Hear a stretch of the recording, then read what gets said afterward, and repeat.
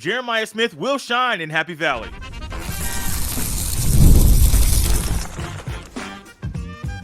You are Locked On Buckeyes, your daily podcast on the Ohio State Buckeyes. Part of the Locked On Podcast Network, your team every day. Welcome in, Buckeye fans, to your Thursday edition of Locked On Buckeyes, your daily Ohio State podcast, part of the Locked On Podcast Network, your team every day. I'm your host, Jay Stevens, also the host of the Jay Stevens Podcast, and today's episode is brought to you by FanDuel. You can start the season with a big return on FanDuel. New customers can place a $5 bet, and you'll get started with $150 in bonus bets if you win your first $5 bet. Visit FanDuel.com to get started. During today's show, we will fix the Buckeyes D-line rotation and get an update about Lathan Ransom, as well as dive into what we can expect from Jeremiah Smith on Saturday, which is he is going to shine, man. That true freshman is going to shine bright on the big stage because Penn State doesn't have an answer for him. Nobody in the country has an answer for Jeremiah Smith. We have watched him play all season long, and what have we seen? We have seen him get better and better and better and better and better. If he's out there on the field, he's the best guy out there. And I don't say that about a lot of players, that they're the best player on the field. Yeah, Penn State has Abdul Carter on the other side. They have some other good guys that play defense for Penn State. Ohio State has some really good guys in the receiving room and some really good guys on offense. Jeremiah Smith is better. He wakes up better. He plays better. He goes to sleep better. This young man is just better. His mindset is different. He's like a vet, man. I think Chip Kelly called him, said he's kind of like a 10-year vet with the way he carries himself, with the way he plays. We're getting more traction on Jeremiah Smith, the player, and more schools around the country are seeing him on the field on Saturdays. And what we're seeing is, it doesn't matter if it's Oregon, it doesn't matter if it's a G5 school, doesn't matter who Ohio State's playing. Jeremiah Smith is going to make sure that his presence is felt, that you know he's out there on the field. He scored a touchdown in every game he's played in the Scarlet and Gray. Let that sink in for you for a little bit, because he came in, started day one, and it didn't take long for people to realize he is the real deal. Now, we got some clips that came around during fall camp about Jeremiah Smith and the way that he has played, but what we have seen against Marshall, against Akron, against Michigan State, and what we expect to see against Penn State on Saturday is that Jeremiah Smith is just the best player out there. There's really no answer for him. Man-to-man, cool. Bracket coverage, cool. A straight-up double team, cool. What zone, don't matter. He is going to know how to find the spot that you're not, and he'll catch the ball.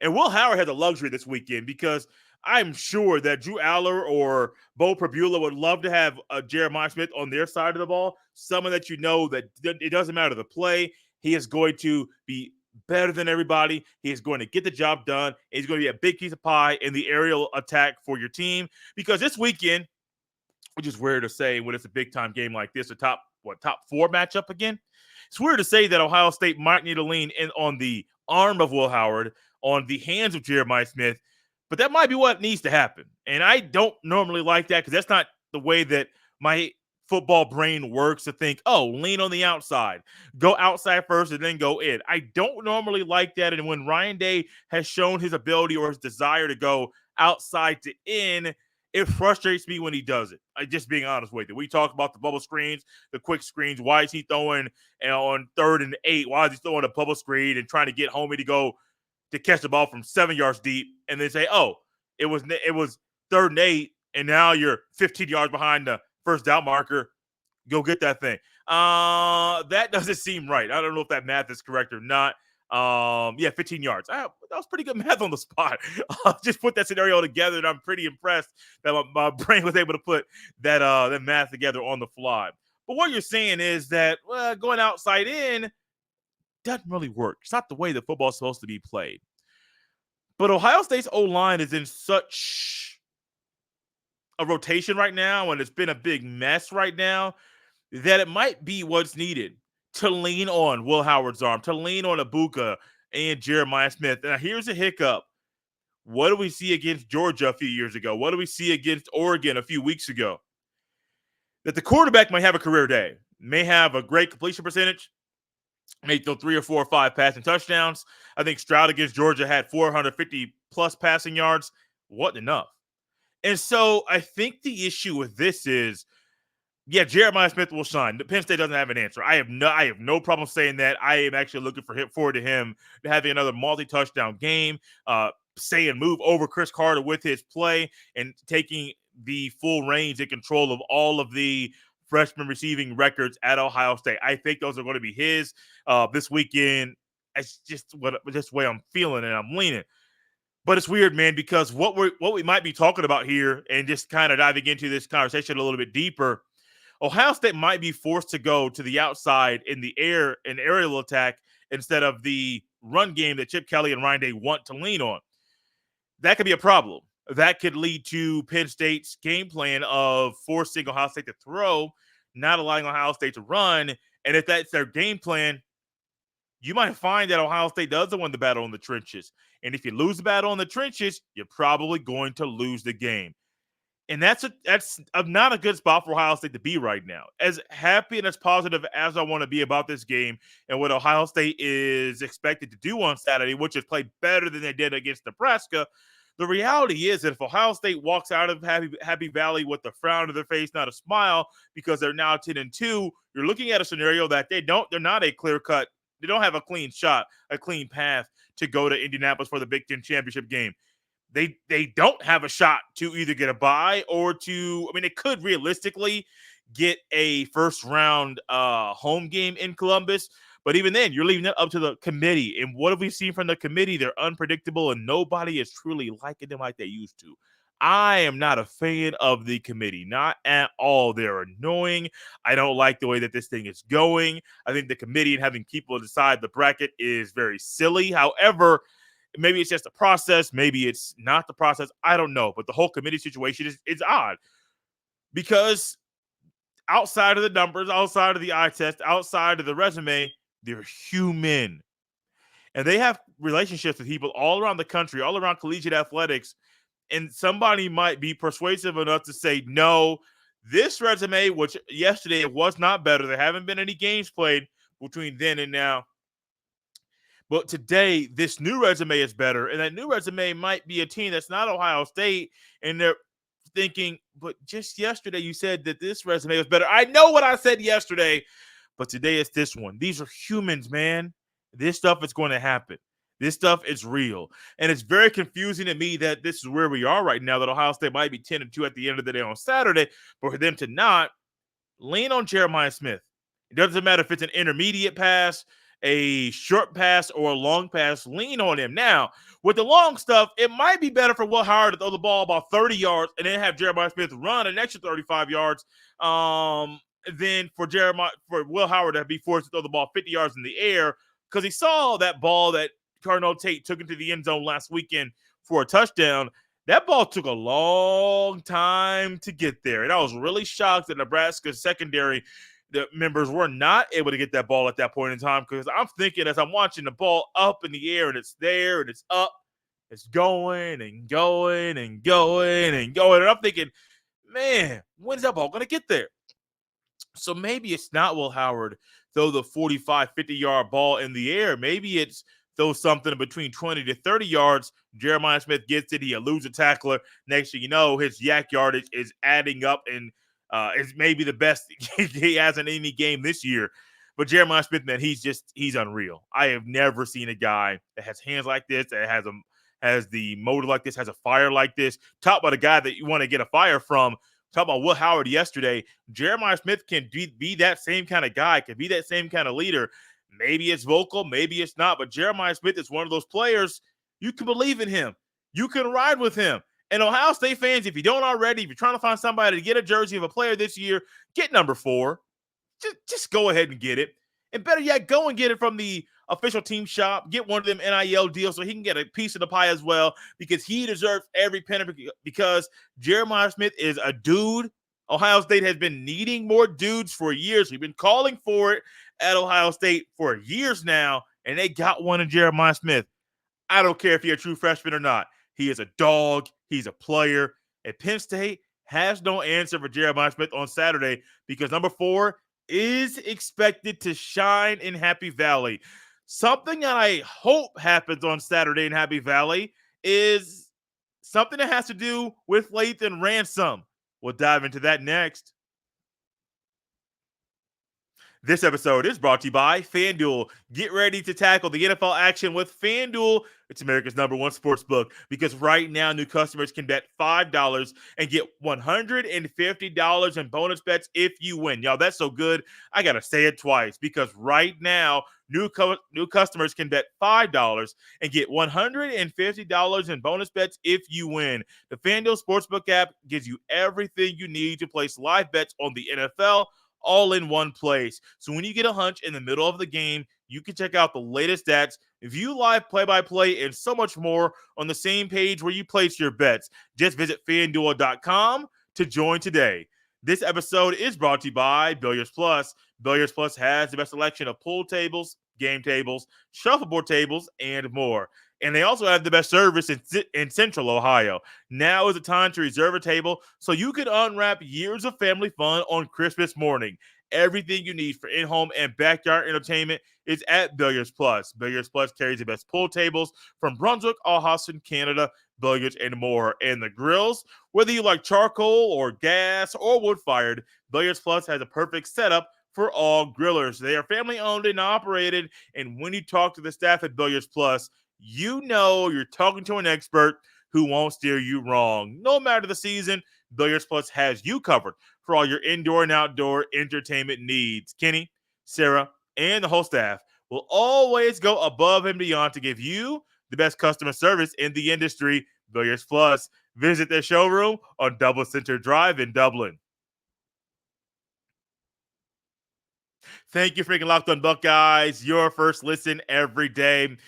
A week ago, Lathan Ransom was drastically missed. Now, the Buckeyes had a few guys that came in to replace him in his absence, but there's nothing like having a tandem in the Buckeye secondary of Caleb Downs at one safety spot and Lathan Ransom at the other. And here's what I have that's going to make Penn State fans upset is that on Saturday, it is expected for Lathan Ransom to be ready to go, and you're going to get Downs at one safety spot and Ransom at the other. And if I am Drew Aller or Bo Perbula or Katron Allen or Nick Singleton or whoever it might be, Tyler Warren, whoever it might be on Penn State's offense, if I know I got a battle with number 2 and number 8 for 60 minutes, y'all, that's going to keep me up at night. That's going to make me try to pull my hair out. And I don't have much hair to pull out because, man, those two guys together, they're two of the best safeties in the country. And then you got them on the same secondary.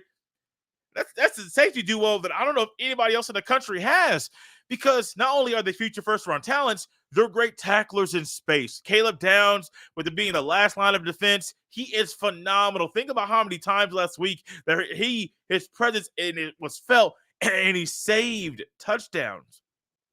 Now you had Lathan Ransom back in, and I recently was thinking about a clip from, I think, 2022 or 2021 when he was playing safety, and then all of a sudden, I forget who the quarterback was, they threw that ball, maybe Peyton Thorne, and Lathan Ransom had to retreat and recover and chase and pursue the ball. That was eventually going to be 30 to 35 yards away from where he initially was. Tracked that ball down, got the interception, and I'm thinking, oh, and this is back then when he had played, but we got to see more of a full season of him, and that play kind of went into my head this weekend because it might happen again to where Lathan Ransom is in one spot, the ball is thrown, and he has to get on his high horse and just skedaddle to the ball, and he gets an interception. He's hungry, man. And when thinking about the guys at Ohio State that have fire, some of them are on defense. Jack Sawyer has fire. Tyleik Williams has fire. To him below while we see it. Cody Simon, when he's making stops in the screen game, he's two-hand fisting the ground, punching the ground. I need to clear. Hey, pause. I need a two-hand fist. He's hitting the ground with his fist, and he is just showing how fired up he is, man. Like Tim May said, a man kind of somewhat of possessed. And Lathan Ransom after that. One of the things that I think about him when going back around to try to recap games that he's in, he's one of those guys that his presence is always felt. And you can't say that about everybody. I mean, felt in a good way. Let's just clear that up. Felt in a good way. You can't always say that to everybody because Yeah, some guys, they may put good stats up, but is their presence literally felt?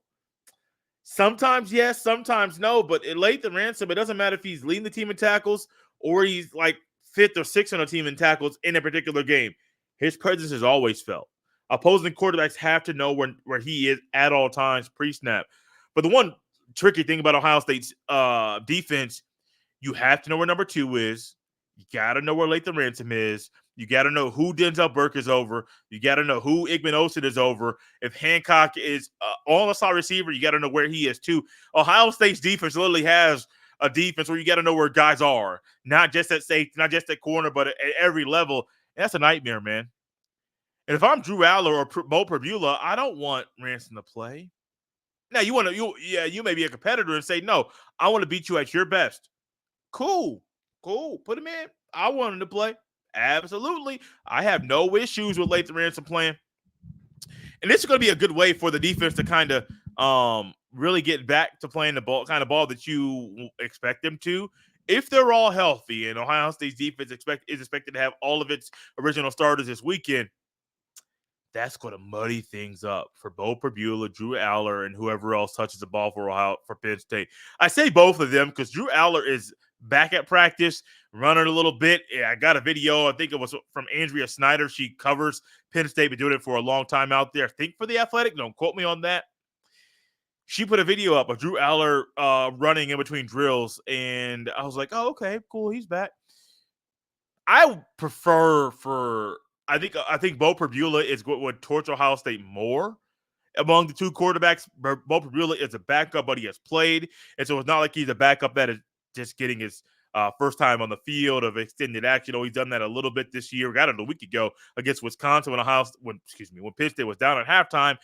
Bo Perbula had to go in and had to replace Drew Aller because he was hurt. Now, Aller got hurt, went to the tent, went to the locker room. He came back out, but it's his knee. And am I one that's going to want to try to gauge the severity of his knee injury? No. I have no desire to try to do that. All I know is they have to know where number 8 is. This is a huge, huge luxury. As Ohio State's trying to fine-tune rotation to get guys on the field consistently at certain points in time, it's also nice to know that number 8, number 2, they're both good deep. They're both good in the box. It doesn't truly matter where they are. They're big pieces of the pie. And now the fact you got Jordan Hancock closer to the line of scrimmage consistently, I'm just sitting here clapping, thinking about how excited we're going to be on Saturday once these two guys, as you can call them, the Bash Brothers, call them a dynamic duo. I don't know, alliterate with that thing because I love alliteration. It makes everything better. Doesn't matter what you do. Just realize that Lathan Ransom being back makes Ohio State's defense better and is going to cause nightmares for Andy Kotelnicki. I'm surprised I got the name correct. Pretty good. It's going to cause nightmares for him too because as just one more elite player he has to game plan for and try to avoid. One thing Ohio State must avoid this weekend is issues with the defensive line, which is why we're here to fix the Buckeyes defensive line rotation because there are some obvious fixes that Ryan Day, Larry Johnson, and Jim Knowles can make.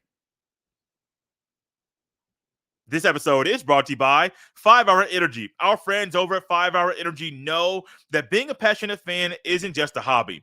It's a way of life. It takes a lot of energy to power through all-day tailgates, touchdown celebrations, or an agonizing second overtime, which is why they've created the Stand the Fan 5-Hour Energy Shot with a special flavor called Fan Fuel. The energy shot made just for super fans like you, the fans who are first in the parking lot and who are last to leave. We see you. 5-Hour Energy knows that no matter what team you root for, being a fan requires heart, soul, and a whole lot of energy. Whether you're prepping for the big tailgate or ironing your jersey, your game day to-do list is always a mile long.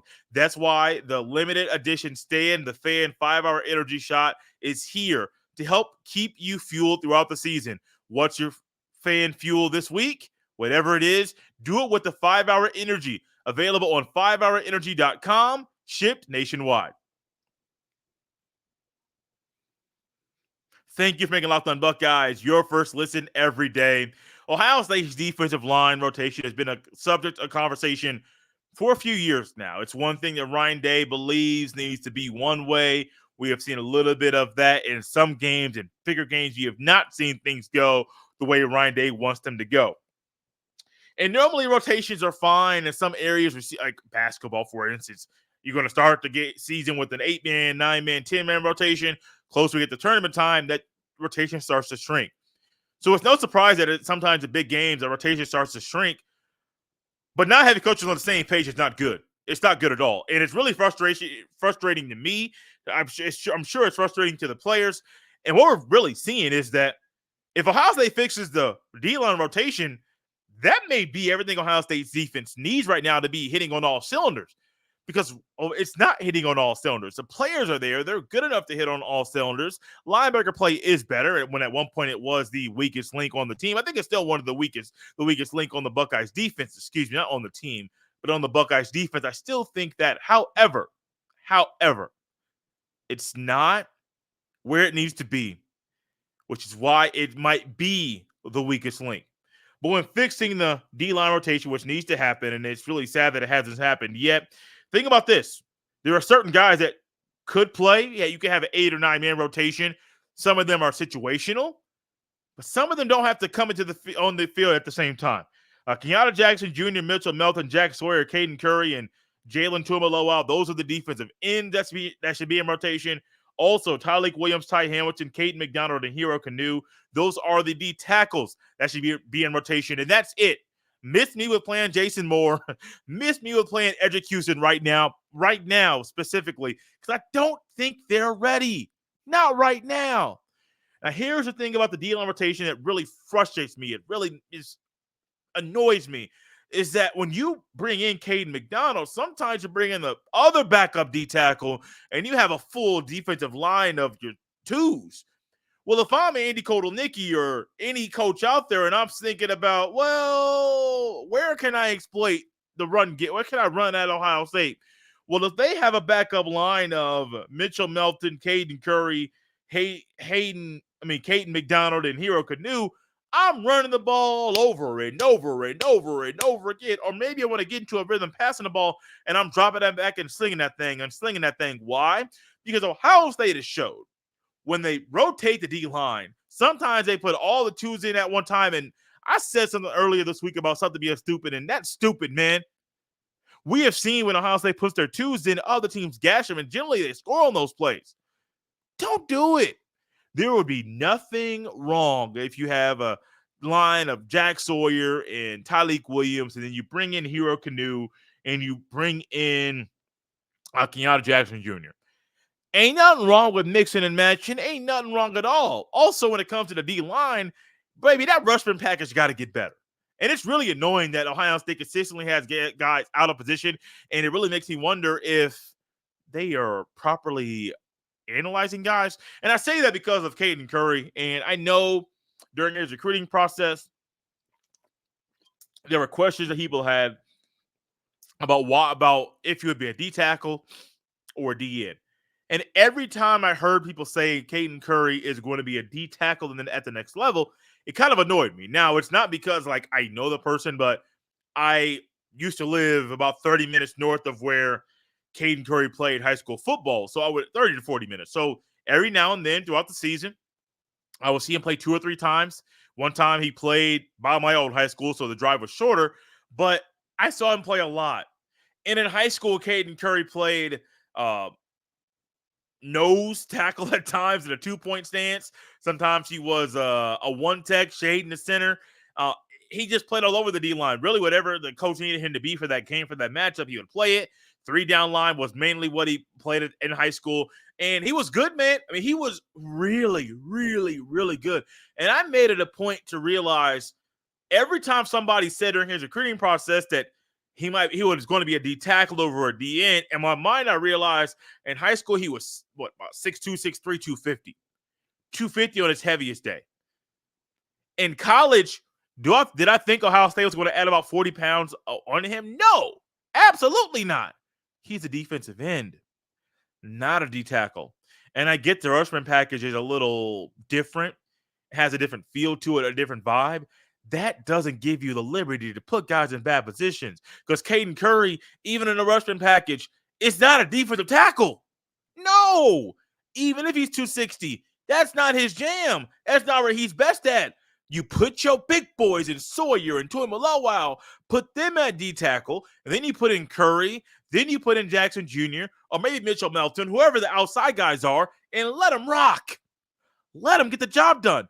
Also in the Rushman package, you can play CJ Hicks as your jack and bring your 3 down linemen in. And let's say your 3 down linemen are in this situation for this package. It's not a Rushman package, but for this package, Sawyer, Tuimalawau, and Tyleik Williams. You have a 3 down lineman set. Tyleik Williams is shading or straight up on the center. And then you have CJ Hicks. What is he doing? Being a hybrid. What will be great to introduce this weekend? The hybrid position that we were supposed to be seeing utilized at Ohio State from day one of Jim Knowles getting here. And here's the beautiful part about this. If this is the weekend they unleash the jack, and I don't care if it's CJ Hicks or somebody else, whoever you think is the best at it, put them there. If that happens this weekend, we're going to be here on that postcast. One, very, very, very, very, very happy that Ohio State's finally doing the stuff they got to do. But also, two, talking about so many beautiful plays, so many great plays the Buckeyes make because the coaches are finally putting players in the right position. And if Ohio State puts every player in the right position on Saturday, they're going to win this game. That's one of the best things about this game on Saturday. Ohio State's more talented than Penn State. Beating Penn State will take a little bit of different vibe and a different fire this year than it did a couple years ago or than it did last year, which is cool. It's just the nature of the beast.